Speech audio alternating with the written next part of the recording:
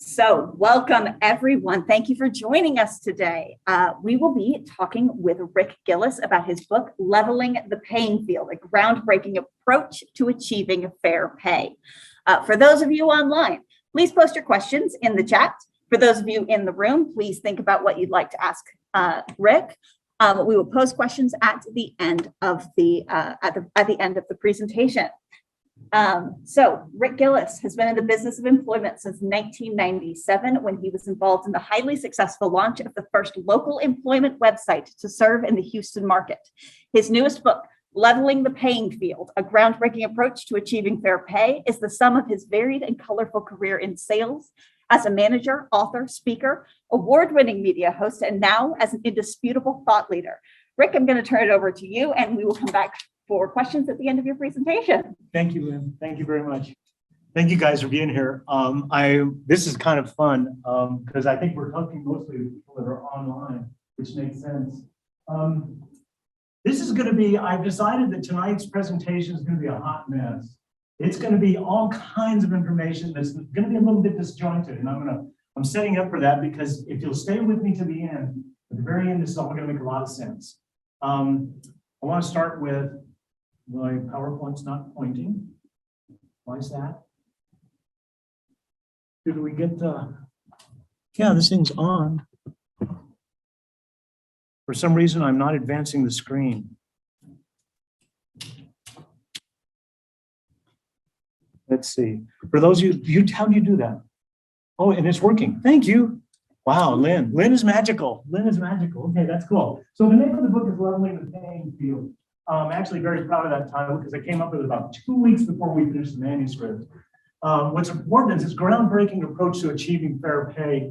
And I'm going to be introducing the quotient, that's spelled QTNT, but I pronounce it quotient, personal value calculation system. It's what's really important about that sentence is personal value. This is about you, the individual, taking on the responsibility of obtaining fair pay. So like I said, that's why I said this is going to be kind of a hot mess in the sense of I'm going to throw a lot of different ideas at you. But so far, as I've done this presentation, I'm finding people, when it comes to the end, they understand all the pieces come together. So here's our agenda this evening. I'm going to start with my micro bio. Promise to keep that short. I'm going to talk about your commercial value and accomplishments mindset. That's not going to take much time to discuss, but I'm going to be referring back to it several times in the presentation. I'm going to talk about the quotient PVC process. I'll explain what PVC is when we get to that. I'm going to talk about sourcing personal accomplishments and the creation of your formal accomplishment statement. That I'm going to spend an enormous amount of time on. It's really the important basis for everything else that works. And this works for you in job search. This works for you in seeking fair pay. This works for you in seeking advancement. And I'm going to show you a Q study, which I'll explain what that is when we get there. And I'm going to show you how the quotient achieves pay parity. That'll be the very last thing we'll talk about. My micro bio, you might be wondering, who is this guy to be talking about pay parity? Let me explain something to you that when I first realized this, I actually called my brother to ask him if he had a problem with me sharing this information publicly. And this is the first paragraph of my introduction in the book. When I was 16 years old, I had a part-time job and I was making more money per week than my mother was working full-time, raising 2 boys. That's a true story. And like I said, I passed that by my brother to make sure he'd be okay if I shared that. I could tell you all the details about it, but the bottom line is I had that job for about 2.5 years working after school. And there were times where we needed that to make the house payment. And I knew at that time it was wrong. I didn't know why. I didn't know what it meant. And candidly, it's been in the back of my mind my entire life. I was 16 years old then. That's many years ago. In the Neolithically dark ages of the internet, 1997, I helped start the first job board in Houston, Texas. I talk about Neolithic dark ages because we were in business for over a year before we even had a search engine. That's how early on I started that, helped start that business. That's when I got into the job search space. I spent 10 years selling to the hiring community. That was staffing companies, some of the biggest names, HR professionals, small mom and pop shops, everybody. But more importantly, what was happening over and over, I was learning that what I was hearing in those offices with those professionals who actually hired was not what I was hearing when I was going out to job search events. And so that got me to writing books. I've written 4 books on just job search alone. Altogether, I've written 6 books up to this one, and now Leveling the Playing Field. So I have advised countless people in job search, promotion, and advancement over the last 20 plus years. And I'm really proud of the success. And I have hi ladies, I have a reason for my success when I'm working with a job search client. And I'm going to explain what that's about when it's time, as we get through the presentation. Here's what I have learned along the way. And this is fascinating to me in my little boring mental condition here. Most people cannot express their commercial value. What I find that's so interesting about that is if you Google commercial value, it will not talk about an employee, a person's commercial value to their employer. So I kind of made up this phrase. Commercial value applies to real estate and finance, but you don't see it in Google for people. And the fact is, you have a commercial value to an employer. If you can't make or save your money, your employer's money, they don't need you. You have a very low commercial value. On the other hand, if you're doing the work of 3 people, and it happens all the time, somebody gets terminated, and then they find out when that person's gone, my God, it's going to take 3 or 4 people to replace that one person. That's what I call commercial value when it comes to employment. Your employer is not responsible for pointing out your wins. This is so important. That is actually the title of one of the chapters in my book. It's such an important thought. It's your responsibility to declare your accomplishments. Nobody's going to do it for you. And if you're waiting for somebody to, matter of fact, I think it's the next line.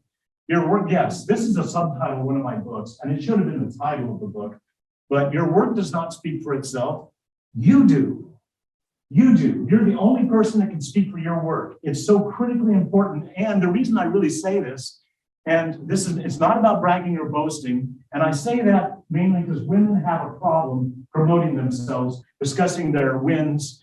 And like I said, it's not about bragging or boasting.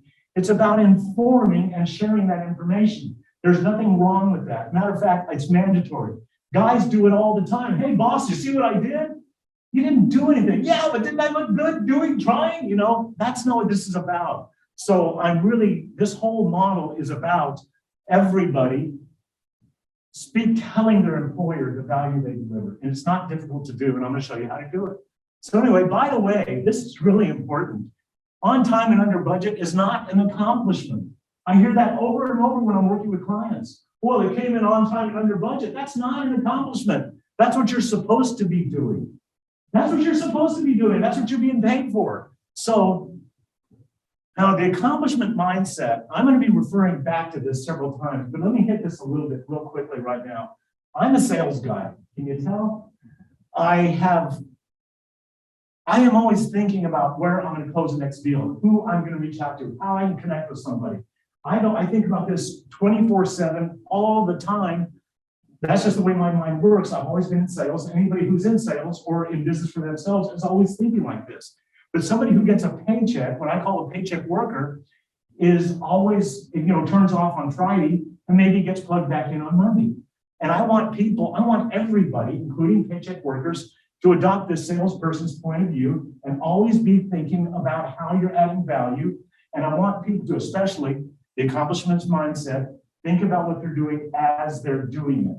Now that's what's really important, because you may knock it out of the park. 2 hours later, you've forgotten what you did. So you make notes along the way. And I talk a lot about that in the book. Now the quotient PVC process is the personal value calculation process. And this is the heart of the entire book. This is the heart of the model. This is how you achieve pay parity, which once again, it'll come at the very end of the book. I'll show you that.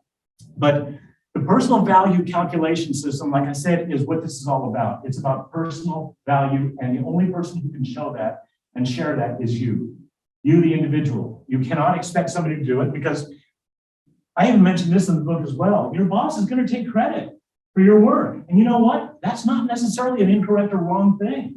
Your boss is asked, hey, did you finish the new HR manual? Did you update the HR human resources manual? Well, yeah, I got it done. There's no rolling credits. Let me tell you about the 5 people that really did the work. I'm getting the credit for this. So that's just the way it is. So it's really not a bad thing. It's just the way things happen. But on the other hand, you have to speak up for yourself. Here's the quotient formula. Now, this is so simple, it's crazy. But this was the revelation I had one day, literally riding my bike in the neighborhood. And when I came up with this, I knew the rest of it. I saw the whole thing, rest of it in my mind. But the quotient formula is C divided by P equals Q, where the C equals the value of your contribution. That is the value of what you're delivering to your employer. That is the value of what you're doing on a daily, weekly, quarterly, monthly basis, whatever. The value of your contribution, so that's your accomplishments. So it's important you track these things. And it's important also, this going back to the accomplishment mindset, that you understand you might think your idea is worth $300, $400. But when that accomplishment all of a sudden gets shared across branches and then across divisions, and all of a sudden that $300 or $400 accomplishment starts making money or saving money at the next branch or the next office, et cetera, maybe pretty soon that grows into a big deal. And somebody says, where did we get this idea from? No, they don't ask that. They just take advantage of it. P equals your annual base pay. It's never net, it's always gross. So the value of your contribution divided by your base pay equals your quotient score. Once again, and for you ladies who just came in late, I've already said this presentation is a hot mess. I'm covering all kinds of stuff, but at the end, it's all going to come together. So let's, for instance, say your pay is $50,000. You work for me and I pay you $50,000. We determine, you determine, I determine, it's all in the book. Your contribution this year was $250,000. So 250 divided by 50 equals a quotient of 5. That means I'm going to keep you. You're making money. You're carrying your weight. That's a good thing. Now, so let's go from there, and I'm going to show, well, just a second. The quotient is conservative, objective. That's a really important piece, objective and defensible. This is important when it comes to describing your value to a potential employer. And it's especially important when it comes to your annual performance review. Why do I say that? Because annual performance reviews are subjective. Your immediate supervisor can say, oh, Rick, you were pretty good, but no, not quite as good as Lynn was. So, Lynn's, that's her husband, or they're going out, or I get the advantage because I go drinking with the boss, right? I mean, this stuff, it kind of happens, right? There are 3 types, now I told you, now I'm jumping into another idea, but I promise it's going to work. 3 types of quotient outcomes plus 1. The Q equal 1. So a quotient of equal 1 means that you are earning your base pay. Now, at this point in time, I'm not discussing overhead and all those kinds of things. That's the stuff that's in the back of the book. The front 65, 70% of the book is about the individual. The last 35, 40% is about the enterprise. And then we take in overhead and stuff. But right now, I'm not discussing that. But a quotient of equal 1 means you're earning your base pay. A quotient of greater than 1 means you're making or saving the company money. A quotient of less than 1 means you probably shouldn't even be there. And then there's a quotient exempt. That's for special cases or positions. And for instance, I have a friend of mine who's a cancer researcher. And in 33 years, he has spent over $35 million or more. And he told me himself that they had probably moved the needle 5 degrees in all those years. So his numbers would just look atrocious. But the fact is, they have moved the needle. And so there's a lot of people that are special, that are maybe paid higher, paid lower. Maybe there's a reason, but so QX. By design, the quotient implies 2 parallel tracks. Your regular work, which is the equal 1, that's the one that says you get to keep your job. You're doing at least enough, you can stay on the job. And those things you do above and beyond, which is a greater than 1. This is what we really want to focus on, because in my experience, if you have been on the job for more than a year, you're already at a Q equals 1. So now you need to start paying attention to see what you're delivering above and beyond on a regular basis. And I'm going to tell you right now, you're doing it or people wouldn't keep you on the job. It's really that simple. And once again, we can go back to that commercial value I was telling you about. If I can find somebody who's 3 times more valuable than you, I'm not going to keep you on the job, even if you are greater than 1. Now, accomplishments, I'm going to talk a little bit about this. Earlier, I said that the quotient is objective and defensible. And I want to show you why. Now, remember I talked about commercial value? I continually talk about commercial value. Remember, your work does not speak for itself, you do. Most people work for a paycheck versus a commission. That's a fact. Most people are on a paycheck. How does a paycheck worker get a raise, a bonus, or a promotion? See, a salesperson gets it by working harder, making more sales calls, closing more deals. But how does a paycheck worker get a raise, a bonus, or a promotion? By exceeding key performance indicators, by virtue of the annual performance review. well, yes, but not really. Not really. And the reason I say that is because salary increases are budgeted in the year before. When your boss of your chief financial officer is building out the budget for next year, they're building in about a 3% for the raises across the company. That's built in and it needs to be met. Now, if they're not met, if it's not met, raises are going to be less. If it's exceeded, it might be a banner year. Maybe the raises will be really big and really high.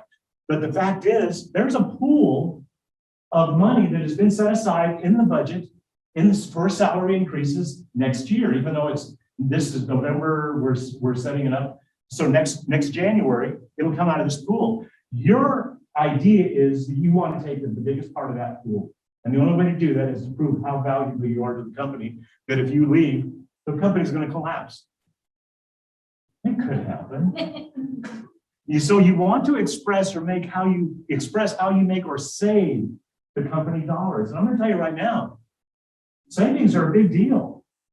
Employers like seeing the savings because let's face it, most people do not generate revenue in a company. Most people are there because of their skill set and their ability to save money by doing their job exceptionally well. So now I'm going on to another place, sourcing personal accomplishments.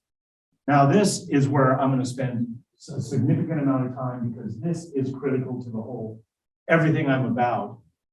Ask yourself, how do I make a difference? How did I solve or resolve recent problems or an issue? What was the value of my solution to the company? These are the kind of questions that you should ask yourself really almost on a daily basis. And even as you're doing things, you should be making note of this. And once again, this is that accomplishment mindset. This is keeping yourself engaged just in the back of your mind because this is how you live and die. And that's what, like I said, a salesperson does. Can you share the who, what, where, when, why, and how behind each achievement? That's how you defend an achievement. You've got to be able to talk the details. And if you know any values, revenue, or savings that were created as a result of your efforts, when you can share this, that's gold. That's gold. And it is objective and it's defensible. And that's really important. I don't want anybody to ever, paint yourself into a corner where somebody says, prove it. And you're going, well, but if you have it down, if you have it annotated, if it's down on March 13th that you did X, and here's how I did it, that's objective, and that's really, really critically important. Learn to pay attention to what you do as you do it. That's really the accomplishment mindset. There it is.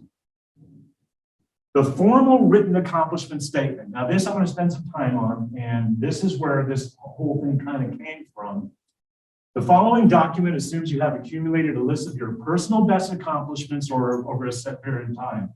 That could be a day, it could be a quarter, it could be monthly, it could be a year. More than likely, it would be a year, in a year looking back. But this assumes you've already done that. This document assumes you're able to share the details, the who, what, where, when, why, and how behind each achievement. If you don't have all the details, you risk yourself of getting painted into a corner, and that's not a good thing, ever. Now, plan on sharing this document at your interview and or performance review. And I mean in your job search interview and absolutely positively at your performance review. And I love this. You guys are talking to each other. But she did that. She did that. That's what you got to do. I wish you guys could see what we're talking about here. Two women are saying, she did that. I could see you doing that. That's cool. So share this document at your interview. This is how you get hired. When somebody goes, oh my God, I can't let you leave the office. I have to make an offer right now. So let me tell you about my non-negotiable accomplishments inventory. I've been helping people land positions for 20 plus years.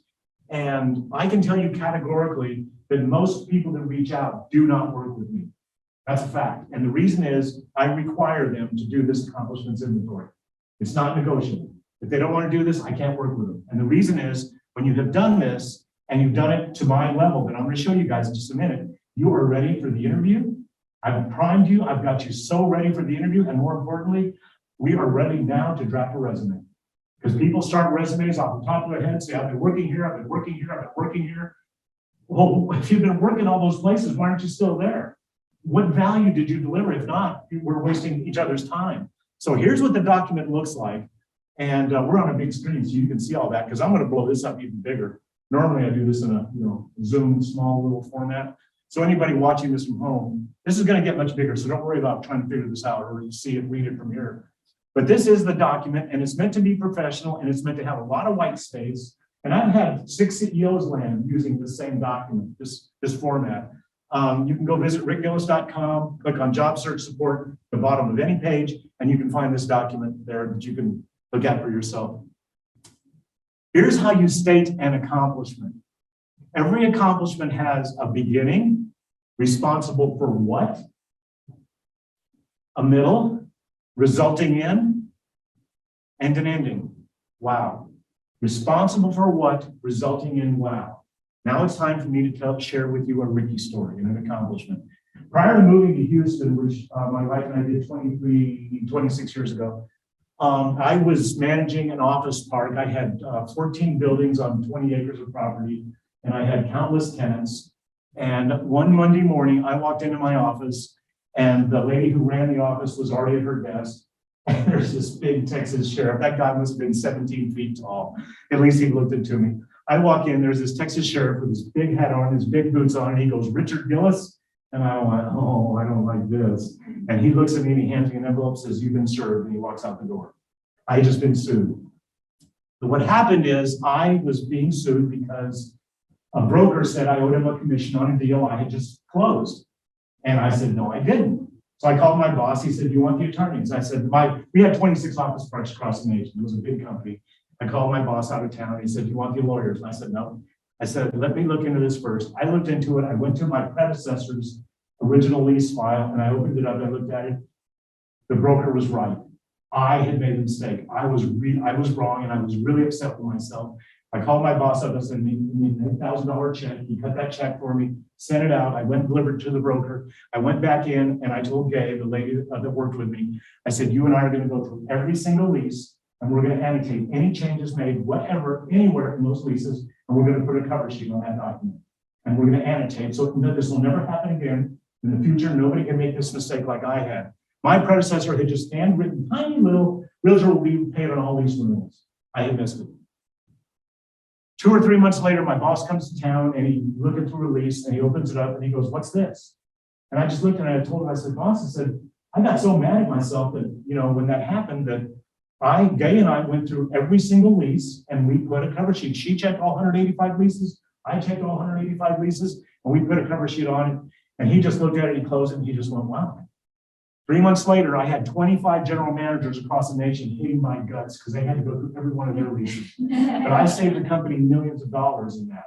Now, what's interesting about that is I didn't think about it at the time. I was just doing the company guy, doing the right thing. I didn't get a bonus. I didn't get nothing out of it. At the end of the year, I got my 3% bonus, 3% raise. But later on, I was working with this woman in Houston, and we were on the phone, and all of a sudden I realized I'm counseling her, and I said, "Wait a minute, I did this."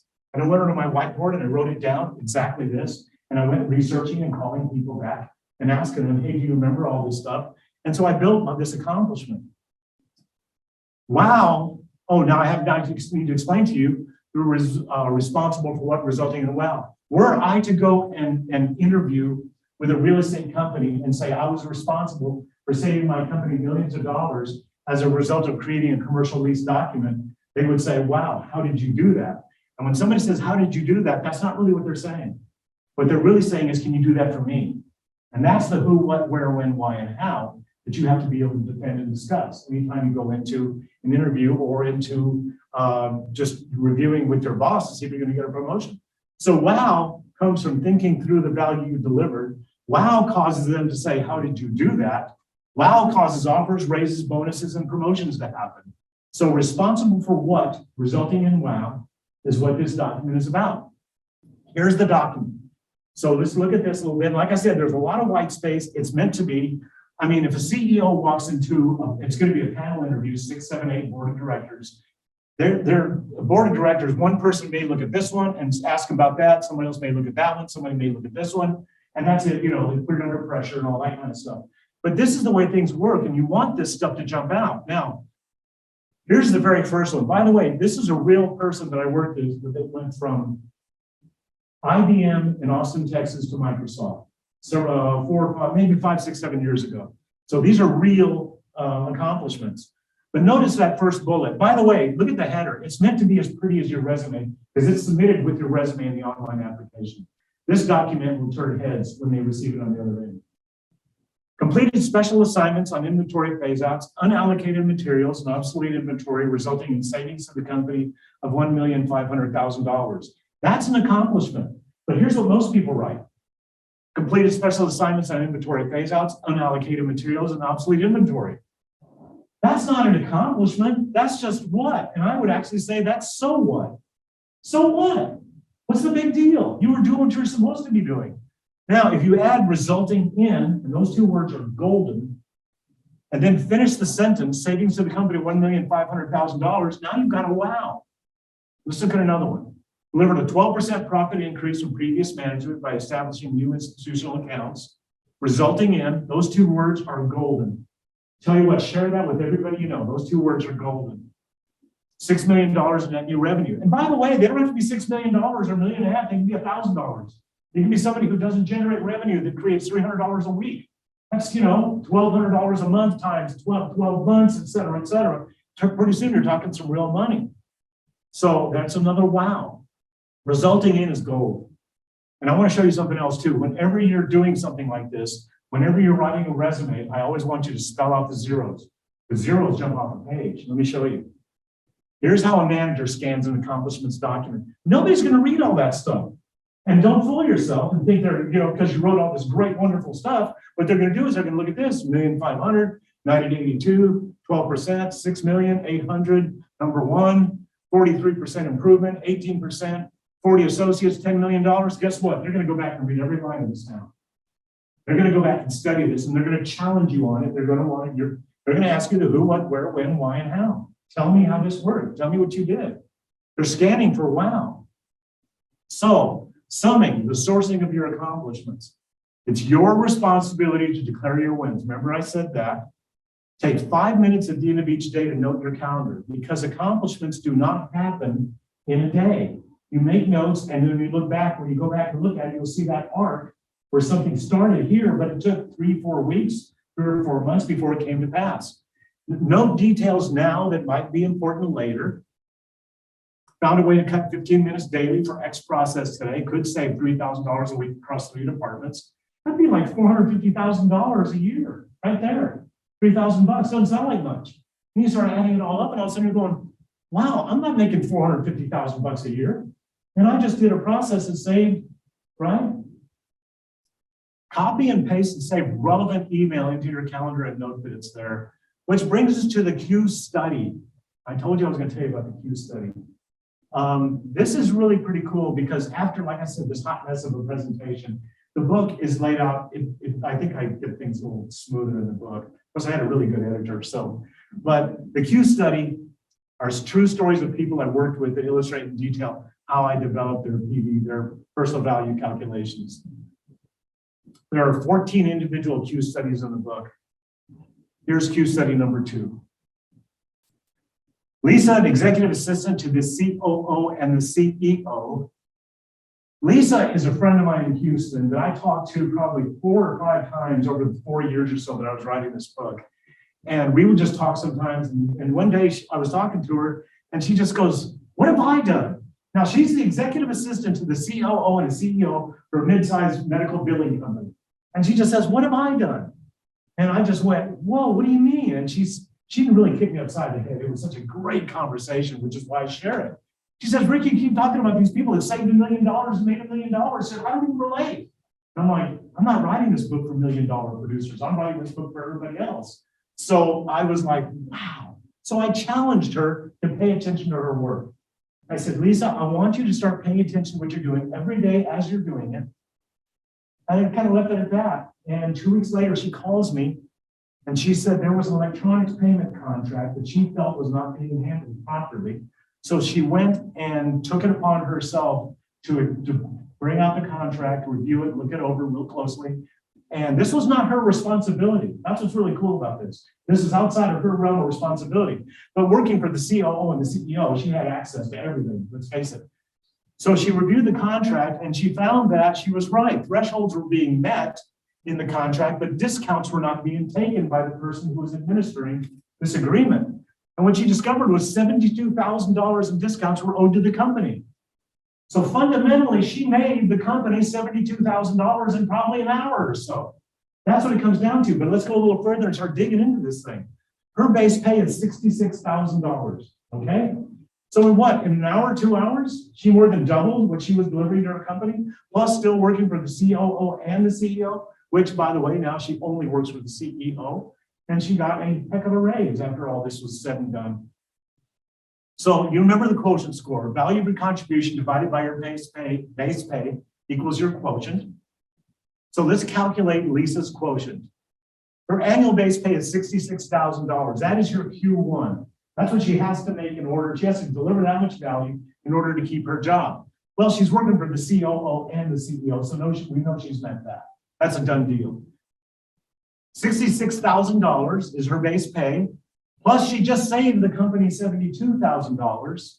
That's a total of $138,000. Now, remember, I told you, you can do the quotient on a 1 day, 1 week, 1 month, 1 quarter, a whole year. You can do these things at any given point in time. And by the way, it's not individuals either. Companies can use this information as well. Branches, departments, divisions.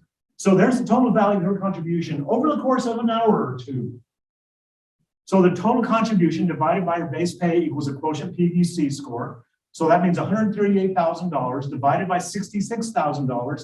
She has a quotient personal value calculation score of 2.09.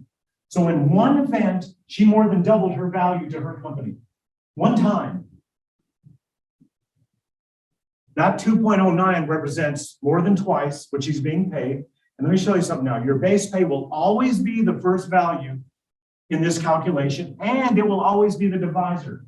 That's what's kind of interesting. You're going to use your base pay multiple times at the beginning to add it, because that assumes you are making your Q1, you're keeping your job, you're worth having on the site, and that $66,000, which you're going to divide that total by.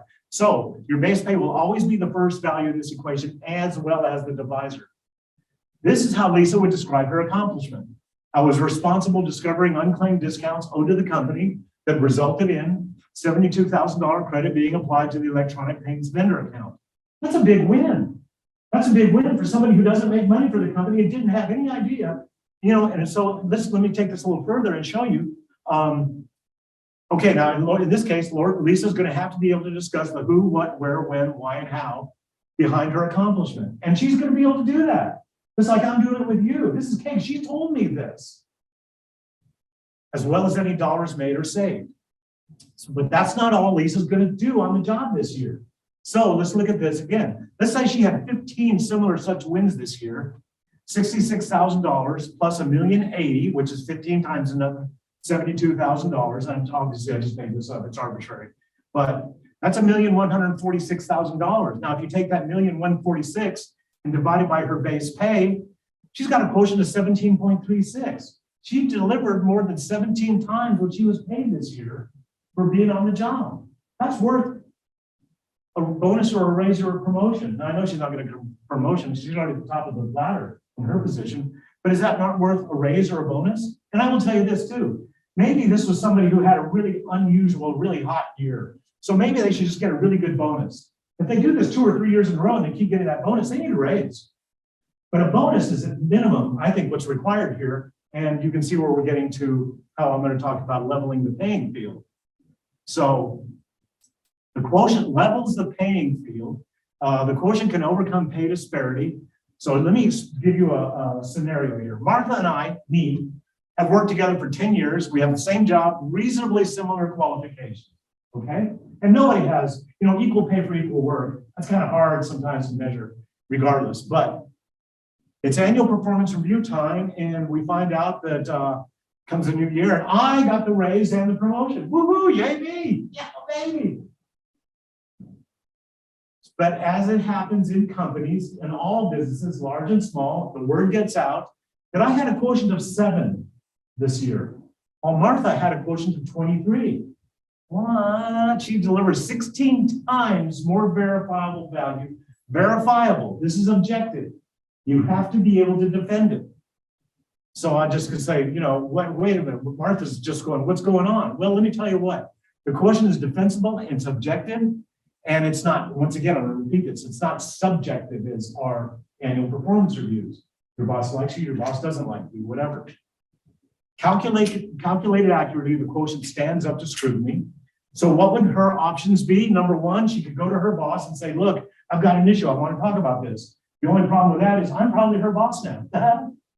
Not going to work out so well, is it? But number two, she can go to HR and say, HR, I've got an issue. I want to talk about this. I can prove it. Here's the documentation. Boom, boom, boom. Don't get satisfaction. She can go to the EEOC. EEOC takes this kind of stuff up all the time. And that doesn't work. Number four is the nuclear option. Go find another job. Go take that accomplishment inventory and go somewhere else and say, I want to take my work. I want to bring my talents to you. My hope is that management would do the right thing, but I don't know who's running the store. So it's important to note the quotient is a double-edged sword. I was asked right off the bat by several people, in fact, where are you going to get the money to pay all these people? Well, guess what? It points out the company's producers as well as those who are not producing. Get rid of the people that aren't producing and kaboom. Now you've got some money to play with to give the people who are entitled, while also pointing out those who don't. So lastly, I don't necessarily believe in equal pay for equal work. That was a law signed in 1963 by President John F. Kennedy, and the intent was great, it was good, it was important, but it still hasn't done what needs to be done, in my opinion. I believe in the proper pay for the best performance, regardless of who the best performer might be. That takes discrimination out of the discussion right there. That's leveling the playing field. That's how you can find me. Anybody who wants to go find me on LinkedIn, you can follow me or you can connect with me. I'm an open networker. And I'd like to say thank you for being here. Thank you. Okay, Lynn, that's my deal. I'm gonna go home now. Okay, bye. Okay, see ya. So if there's any questions anybody would like to ask, I am available. And like I said, I hope that that did come to a point at the end, because I knew there's a lot of moving parts there. And that's what the book is about. There's a lot of moving parts. And like I said earlier, I wrote the book where about the first 65% is written for the individual worker, and the last 40% of the book is written for enterprise, where I take it all into that model, because there needs to be consideration for overhead, all the other things that employers pay for. But I know that most people don't even think about what it costs to turn on the lights, much less refilling the coffee pot and all those things that employers pay for. So I didn't want to muddy that message until I got to the end piece. So I've got a question in the chat, and everybody in the room thinks some questions as well. I've got a question in the chat that I'm going to try and kind of round it out for everybody. So some of us don't necessarily work with dollars and cents. Some of us work with people or work with something else, experiences. I don't know. Yeah. How do you start to quantify things that may not have numbers attached to them? I think that's a great question. It's the first time I've gotten it, and I'm going to tell you right now that I don't know. Let me tell you the truth. At the very back of the book, one of the last paragraphs in the book, I invite anybody who reads the book who would like to co-write a book with me for their vertical. I don't know medical. I don't know engineering. I don't even know retail. I don't know any of that stuff. I just came up with this idea coming from a job search perspective. So I would want to work with people. And like I said, literally co-write. I could see myself putting together a whole series of books, based on this touchstone, leveling the playing field, and then leveling the playing field for engineering, or chemical engineering, or whatever. But the bottom line is, everybody, to go back to the question, the reality is everybody has a salary value. Everything has a dollar value.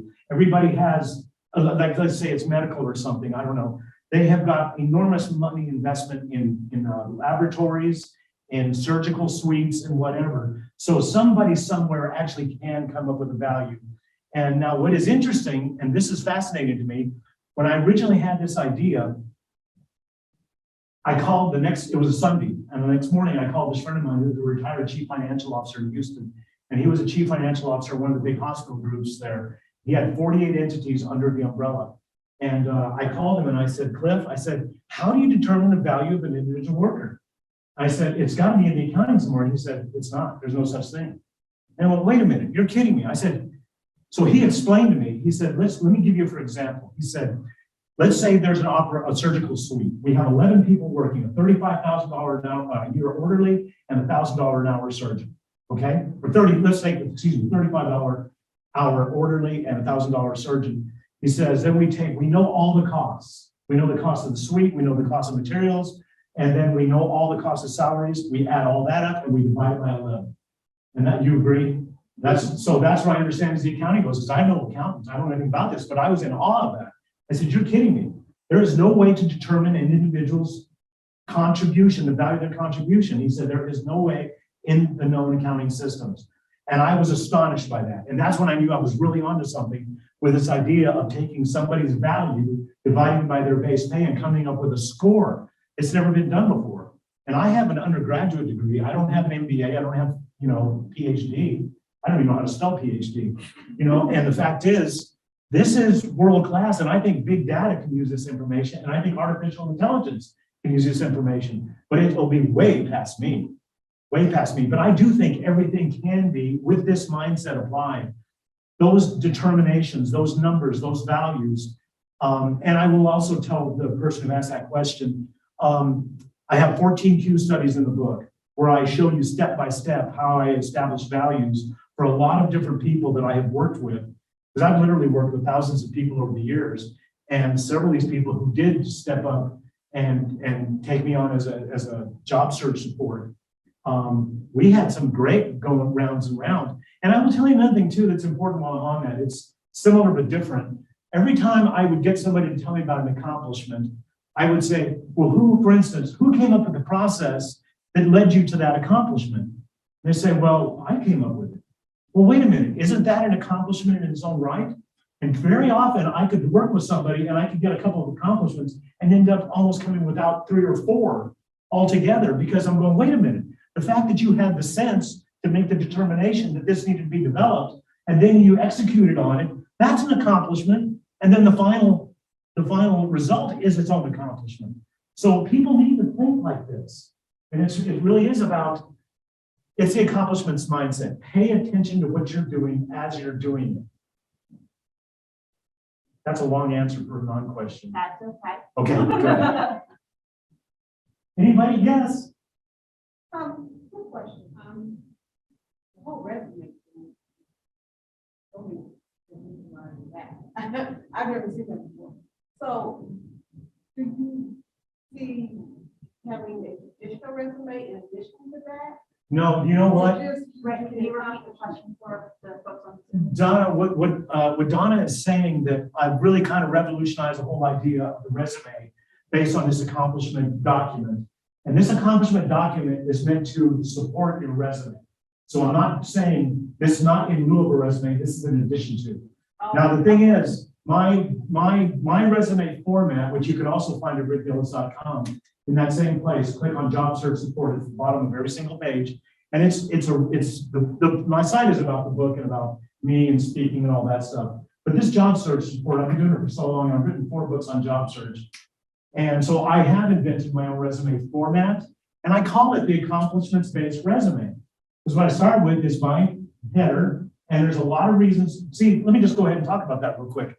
Every resume actually has 2 audiences. The first audience is the young person who's going to first review that resume or the software that's going to make the determination to forward it on to the person who's a hiring manager. That's the very first person that is due. And I'm taking this all the way back to the Word document before there was applicant tracking systems and online applications. But the second person you have to appeal to in that document is the hiring manager. Those are that's your 2 audiences for a resume. My document is that. The header is written for the young person, and it's always a young person that gets the crummy job of reviewing resumes, whether it's electronically or not. I spent 10 years calling it. I'd always see the young person just graduated college. I mean, honestly, I'm not picking on anybody because God bless them. They went through the process, they got the job. But the bottom line is that person quite often did not even know the lingo of the company, what those resumes were saying, really. And that's true. But so the header is about checking those boxes. Then I have a thing called the seeking statement. I am seeking a position as vice president of inventory for ABC company reference number 12345.